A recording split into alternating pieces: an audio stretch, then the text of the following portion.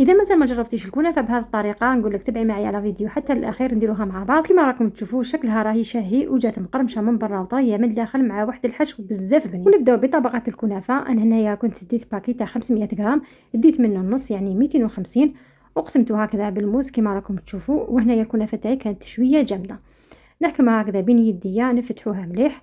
بعدها جبت سنيوه اللي القطره تاعها 23 سنتيمتر ودهنتها بكميه مليحه تاع خليط بين السمن والزبده بهذه الطريقه.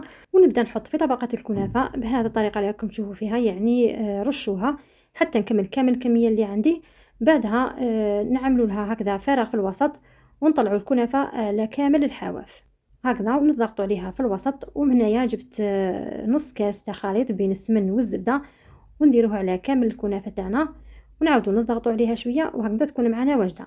نخلوها بجيه ونجو نخدموا الحشو. وهنا في الاشواط حطيت 100 غرام زبده تكون طريه، ضفت عليها نص كاس سكر، 170 غرام مكسرات، انا درت هنايا كاوكاو اللي كنت حمصته ورحيته، ضفت عليه 3 حبات بيض، مغرف كبيره معجون تاع المشماش، مغرف كبيره بومبي معمره مليح يعني تاع فرينه، وضفت رشه تاع الملح ولافاني، بلا ما ننسى باكي خميره كيميائيه وزن 10 غرام. خلطهم كامل مع بعض حتى نتحصل على هذا الخليط اللي راكم تشوفوا فيه، ونجو مباشرة نفرغوه على الكنافة تاعنا بهذه الطريقة. نسولها السطح وزينتها من الفوق بالكاوكاو ايفيلي، تقدروا ديروا لوز ايفيلي وحتى المكسرات، يعني تقدروا ديروا اي نوع تفضلوا، حتى نوع كوكو راح تخرج بنينة في هذه الوصفة هكذا. ونديها للفوق طيب على 160 درجة حتى نشوفوا الكنافة تاعنا تحمرت لنا من الأطراف.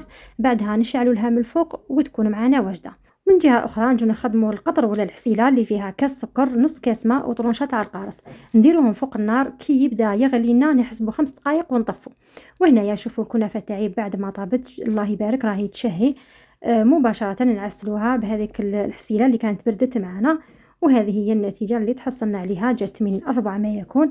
شوفوا هنايا قسمتها معاكم، جات بزاف طريه من الداخل ومقرمشه من برا وبنتها ولا في الخيال. هذه الوصفه غير خبوها وجربوها وبحثوا لي نشوف تطبيقاتكم. وكانت هذه هي وصفتنا نهار اليوم، ان شاء الله تكون نالت اعجابكم. ما تنسونيش بلي جيم بلي كومونتير وبارطاجوها على اوسع نطاق هكذا باش تشجعوني اني نزيد نحط لكم وصفات اكثر. تلاقاو في وصفات قادمه ان شاء الله.